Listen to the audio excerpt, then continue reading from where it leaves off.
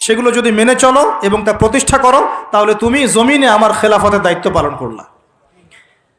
জমিনে যে আল্লাহ পাকের বিধান মেনে চলে, আল্লাহর বিধান প্রচার প্রসার ঘটায়, প্রতিষ্ঠার চেষ্টা করে, সেই আল্লাহ পাকের খলিফা।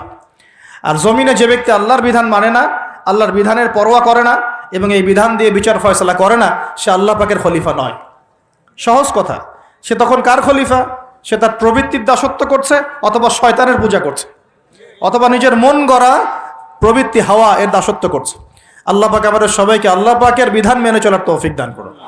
এখন ইবলিসকে আল্লাহ পাক বলছেন, কেন তাকে সেজদা করলে না যাকে আমি নিজ হাতে সৃষ্টি করলাম? তা আমরা বুঝতে পারলাম আল্লাহ পাক আমাদেরকে নিজ হাতে সৃষ্টি করেছেন, আর আমরা এখন বাচ্চাদেরকে শেখাচ্ছি না এই সৃষ্টি তত্ত্ব ভুল।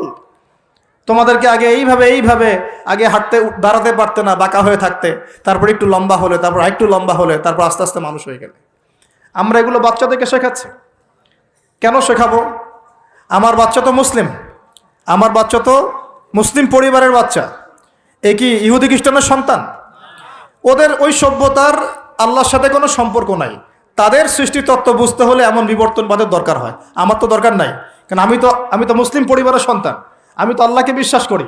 আমি তো জানি আল্লাহ পাক আমাকে সৃষ্টি করেছেন নিজ হাতে। আল্লাহ পাক আমাদেরকে সৃষ্টি করেছেন কি? নিজ হাতে, এবং রুহের জগৎ রেখে আমাদের কাছে ওয়াদা নিয়েছেন।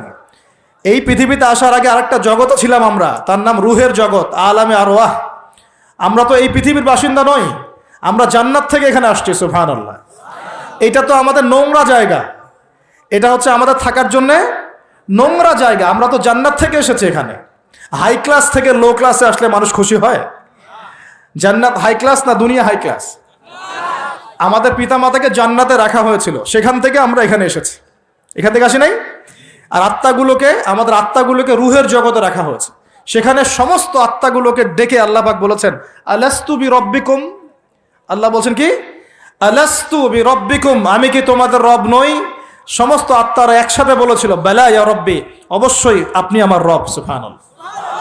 আমরা এই সাক্ষ্যটা দিয়ে আসছি। সূরা আরাফ পড়লে আপনি বুঝতে পারবেন, এখানে আছে। আমরা এই সাক্ষ্য দিয়ে পৃথিবীতে আসছি। এখানে এসে ভুলে গেছি, মনে পড়ে না। মনে পড়ে না। এইটা মনে করানোর জন্যই তো আল্লাহ পাক যুগে যুগে নবী রসুল পাঠিয়েছেন। এটা মনে করিয়ে দেওয়ার জন্যই আল্লাহ পাক আসমানে কিতাব নাজিল করেছেন। তুমি ভুলে যেও না, তুমি ওই জগতে ছিলে, আমাকে সাক্ষী দিয়ে এসেছো। এই দুনিয়ার ফিতনায় আমাকে ভুলে যেও না। নবীগণ এসেছেন, হেদায়েতের বাণী শুনিয়েছেন, আসমানে কিতাব নাজিল হয়েছে, আমরা সেই কিতাব পেয়েছি। এই সিলসিলা চলতে চলতে আদম থেকে নিয়ে মুহাম্মদ সাল্লাল্লাহু আলাইহি ওয়াসাল্লাম পর্যন্ত প্রায় 1,24,000 নবী আল্লাহ পাঠিয়েছে। তার সর্বশেষ নবীর নাম কি? মুহাম্মদ রাসূলুল্লাহ সাল্লাল্লাহু আলাইহি ওয়াসাল্লাম। এর আগে তাওরাত, জাবুর, ইনজিল সবই আল্লাহর পক্ষ থেকে এসেছিল। মানুষ যখন সেগুলোকে বিকৃত করেছে, আল্লাহ পাক আবার নতুন করে বিধান পাঠিয়েছে। এই সর্বশেষ বিধান কোনটা? আল কোরআন, এবং তার ব্যাখ্যা কি আছে? হাদিস। এই কোরআন হাদিস ঘাটাঘাটি করলেই আমরা পেলাম যে একটা জনপদের মানুষ যখন এমন শিরক আর কুফরে নিমজ্জিত থাকে, তখন আল্লাহর পক্ষ থেকে আযাব আসে। এখন আমরা কি সেই পাপে নাই ভাই? আপনার উপরের লেভেলের সিস্টেম থেকে শুরু করে নিয়ে একদম এই শিক্ষাক্ষেত্র বলেন, হাতের আংটি বলেন, চিন্তা চেতনা বলেন, হ্যাঁ, রাস্তাঘাটের ওই যে গণকের কথা বলেন, কবিরাজের কথা বলেন, জাদুবিদ্যার চর্চা বলেন, হ্যাঁ, ওই ভাগ্য গণকের কথাই বলেন, রাশিফলের কথাই বলেন, সব আমরা শিরকের মধ্যে লিপ্ত আছি। এর পাশাপাশি আমরা কবর পূজা করছি, মাজার পূজা করছি, আমরা আল্লাহ ছাড়া অন্য কারোর জন্য জবাই করছি, মানত করছি, কসম করছি, কুরবানি করছি। কোনো কোনো জায়গায় আমরা আগুনেরও পূজা করছি, আগুনের সামনে দাঁড়িয়ে মাথা নত করছি না? আবার কোনো কোনো জায়গায়, কিছু বড় বড় জায়গায় পর্যন্ত নীরবতা পালন করা হয়। নীরবতা মানে কি? আমরা নামাজের মধ্যে যখন দাঁড়াই, তখন আল্লাহর উদ্দেশ্যে নীরব হই না? আল্লাহর উদ্দেশ্যে নীরব হয়ে আমি আল্লাহর ধ্যানে মগ্ন হয়ে যাই না? তো এখানে আপনি কার ধ্যান করছেন? যখন আপনি আগুনের সামনে দাঁড়ায় নীরব হয়ে দাঁড়িয়ে আছেন, তখন কার ধ্যান করছেন? এটা শিরক হচ্ছে না? এটা তো আপনি আগুনের ধ্যান করা শুরু করলেন। এখানে তো আপনি আল্লাহকে স্মরণ করছেন না। বুঝতে পারছেন না মনে হয়। মনে করেন একজন মানুষ মারা গেছে, লাশ, কথা, তো এই লাশটার সামনে দাঁড়িয়ে আপনি নীরবে 2 মিনিট দাঁড়িয়ে আছেন কেন? কি দরকার? এটা কি নবীর সুন্নাত? আপনি নামাজে দাঁড়াবেন, নামাজে দাঁড়িয়ে আল্লাহকে স্মরণ করবেন, আল্লাহর কাছে দোয়া করবেন। আল্লাহ ছাড়া আমরা নামাজের মধ্যে নীরবতা পালন করি না? নামাজে নীরব হয়ে আল্লাহর কাছে ধ্যান করি না? মনোযোগ ধরে রাখি না? তো এখন আপনি কোথায় মেডিটেশন করছেন? এটা তো শয়তানের দিকে যাওয়ার রাস্তা খুলে দিবে আপনাকে। অনেকে আগুনের সামনে মাথা নত করছেন, প্রদীপের পূজা করছেন, অনেকে দেখা যায় বিভিন্ন দিবসে এই যে বানর, হনুমান এইসবের মূর্তি টুর্তি নিয়ে রাস্তাঘাটে দৌড়াদৌড়ি করছেন, ছেলেপেলেরা এগুলো বেশি করছে। কাকে প্রমোট করছো তোমরা? কাকে প্রমোট করতে যাচ্ছ? কোন সংস্কৃতি প্রমোট করছো? এই হাদিস এটাও আছে শেষ জামানায় যে আমার উম্মতের একটা বড় অংশ মুশরিকদের সাথে মিশে যাবে এবং মূর্তি পূজা শুরু করবে। এগুলো চলছে না এখন? এগুলো যখন চলবে তখন আমাদের উপর কি আল্লাহ পাকের রহমত নেমে আসবে ভাবছেন, না আযাব আসবে? ওই যে বলেছে আযাব যে আসে নাই সেটাই আল্লাহর রহমত, এটা আমি গবেষণা করে বলছি। আযাব যে আসে নাই এখন পর্যন্ত এটাই আল্লাহ পাকের রহমত। তওবা করে ফিরে না আসলে অচিরেই আল্লাহ পাকের আযাব নেমে আসবে ইনশাআল্লাহ। আল্লাহ হেফাজত করুক। তারপরে আমি আমরা শঙ্কিত যে কখন না নেমে আসে। আল্লাহ রাব্বুল আলামিন আমাদেরকে হেফাজত করে নেবেন। এভাবে প্রতিটা ক্ষেত্রে শিরক চলছে, শিরক আর কুফর, শিরক আর কুফর। কোরআন খোলেন, হাদিস পড়েন, দেখবেন আল্লাহ পাক যতগুলো জনপদকে ধ্বংস করেছেন তার প্রধান দুইটা পাপ ছিল শিরক আর কুফর। কুফর, এই যে আমাদের যুব সমাজ এটাই বোঝে না যে নামাজটা ছেড়ে দেওয়াটা কুফরি। নামাজ যে না পড়া, ছেড়ে দেওয়া, ইচ্ছা করে না পড়াটা কুফরি, এটা ওদেরকে কেউ শেখায় নাই। 20 বছর পড়াশোনা করেছে বিশ্ববিদ্যালয়ে, স্কুল কলেজ বিশ্ববিদ্যালয়ে 20 বছর পড়াশোনা করেছে, কেউ কোনো স্যার ওদেরকে শিখায় নাই যে নামাজ ছেড়ে দিলে কুফরি হয়। এবং এদের সংখ্যা লক্ষ লক্ষ না, মনে হয় কোটি কোটি হবে যুব সমাজ, যারা 20-25 বছর পড়াশোনা করে নামাজ যে কুফর, নামাজ ছেড়ে দেওয়া যে কুফরি, এটা শিখে নাই। আর নবীজি বলেছেন মান তারাকা সালাতান মুতাআম্মিদান ফাকাদ কাফারা। যে কোনো মাযহাবের ইমাম সাহেবকে জিজ্ঞাসা করে দেখেন, যে কোনো মাযহাবের আলেমকে জিজ্ঞাসা করে দেখেন, এই হাদিসটা আপনাকে শুনিয়ে দিবে। যে ব্যক্তি ইচ্ছাকৃতভাবে নিজের উপর ফরজ নামাজ ছেড়ে দিল, সে কুফরি করলো। কি করলো? তো এই যুব সমাজকে কে শিখাবে যেটা কুফরি? নামাজ না থাকলে ইসলাম থাকে? আমি আজকে একটা হাদিস পড়ে আসছি, আস্তে আস্তে পড়তে পড়তে আসছিলাম এগুলা, যে ইসলামের শেষ জামানায় ইসলামের যে বিষয়গুলো উঠে যাবে, হ্যাঁ, ইসলামের যে বিষয়গুলো উঠে যাবে তার মধ্যে অন্যতম একটা হচ্ছে আল্লাহ পাকের আইন, আল্লাহ পাকের শাসন।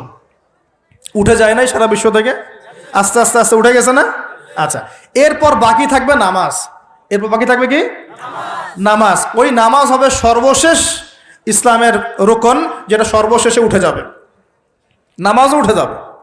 এখন দেখেন তো সমাজের কত পার্সেন্ট মানুষ নামাজ পড়ে? কত পার্সেন্ট?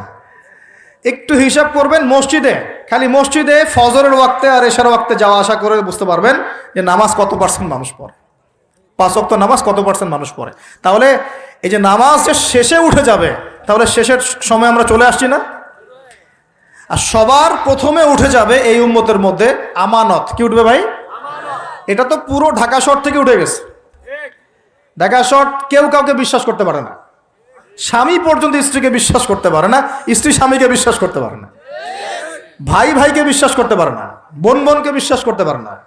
হ্যাঁ, ইমাম সাহেবকে কমিটি বিশ্বাস করতে পারে না, কমিটিকে ইমাম সাহেব বিশ্বাস করতে পারে না, মাহফিল কমিটিকে বক্তা বিশ্বাস করতে পারে না, বক্তাকে মাহফিল কমিটি বিশ্বাস করতে পারে না। হ্যাঁ, তারপর দেখা যায় যে বস, অফিসের বস কর্মীদেরকে বিশ্বাস করতে পারছে না, কর্মীরা বসকে বিশ্বাস করতে পারছে না, শাসক জনগণকে বিশ্বাস করতে পারে না, জনগণ শাসককে বিশ্বাস করতে পারে না। সর্বত্র চলছে অবিশ্বাস, অবিশ্বাসের যুগ। বাজারে যাবেন কেনাকাটা করতে, বলবে একদম টাটকা ভাই, একদম ফ্রেশ, 7 দিনের জিনিস ফরমালিন মেরে আপনি খাওয়াই দিয়ে দিল। বিরিয়ানি তো আমাদের এখানকার একটা কালচার। বিরিয়ানির ইয়েতে যাবেন, গরু বলে যে কত কুকুর শিয়াল খাওয়াই দিচ্ছে আল্লাহ ভালো জান, তাই না? গরু খাসি বলে কুকুর শিয়াল খাওয়াই দিচ্ছে, একদম তাজা দেশি মুরগি বলে মরা মুরগি খাওয়াই দিচ্ছে। হ্যাঁ, বড় বড় রিনাউন্ড কয়েকটা অভিযান করলো না কয়েকদিন আগে, দেখলেন মানুষকে মারার মতো বিষাক্ত রং মিশে খাওয়াই দিচ্ছে। আমানত সবার আগে উঠে যাবে, আমানত, বিশ্বাস। আমানতদার ব্যক্তিকে বলা হবে খেয়ানতকারী ব্যক্তি, আর খেয়ানতকার যে, ওকেই বলা হবে আমানতদার। যে আমানতদার তাকে বলা হবে খেয়ানতকারী, আর যে খেয়ানত করে ওকেই বলা হবে আমানতদার। তখন আল্লাহ পাকের আযাব আসবে প্রতিটা ক্ষেত্রে। বলবে যে ভাই মাছটা ফ্রেশ, দেখবেন যে পচা মাছ, বা এই যে ফ্রেশ গরুর মাংস, দেখবেন যে ওইটাকে একদম ইঞ্জেকশন মেরে মেরে মেরে গরুটাকে ফুলাই দিয়েছে একবার। কোনো কোনো সময় দেখা যায় ডাব খেতে আসেন শহরে, ডাব রাস্তার পাশে ডাব বিক্রি করতেছে, ডাব কেটে দেখবেন পানি অর্ধেক নাই, সিরিঞ্জ দিয়ে পানি বের করে ফেলছে। কোন যুগে আসে? এটা আমাদের শহর ভাই, আমাদের শহর, যেখানে আমরা সবাই দাড়ি টুপি নিয়ে ঘুরে বেড়াই। আমরা বাইরে একটা অভিনয় করতেছি, আমরা আসলে বাইরে একটা অভিনয় করতেছি।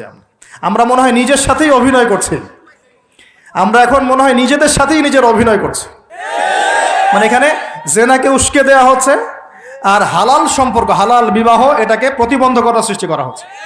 আপনি হালাল বিয়ে করতে চান, পারবেন না, কঠিন।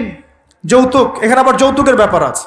ভাবখানা এমন যে বিয়ে মানে একটা বাণিজ্য, মানে যখন মেয়ের বাবা বিয়ে দিবে, মেয়েটাকে পার করছে, বড় অঙ্কের একটা টাকা দরকার এখানে, হ্যাঁ। আর ছেলের বাবা যখন মেয়ে নিয়ে আসছে, সেখানে আবার বড় অঙ্কের যৌতুক ইম্পোজ করছে। মেয়ের বাবা দিচ্ছে বড় অঙ্কের মোহর, আমার মেয়েকে বিয়ে করতে চাও, 20 লাখ টাকা মোহর লাগবে। ও ছেলের সামর্থ্য নাই, ও বলছে ঠিক আছে, আচ্ছা লেখুক, পরে বাসর রাত্রে মাফ করাই নিব আর কি। তো বাসর রাত্রে মাফ করাই নিচ্ছে, তারপরে সারা বছর, এটা সারা জীবন দেওয়ার কোনো নাম নাই, মেয়ের হক আর সে পেল না। এদিকে মেয়ের বাপও কম চালাক না, হ্যাঁ, সে আবার মোহর যেমন বাড়িয়েছে, ছেলের বাপও কম চালাক না, সে আবার এদিকে যৌতুক ইম্পোজ করেছে। ওই যৌতুকের টাকাটা নিয়ে মোহরটা দিব। সবাই চালাক, সবাই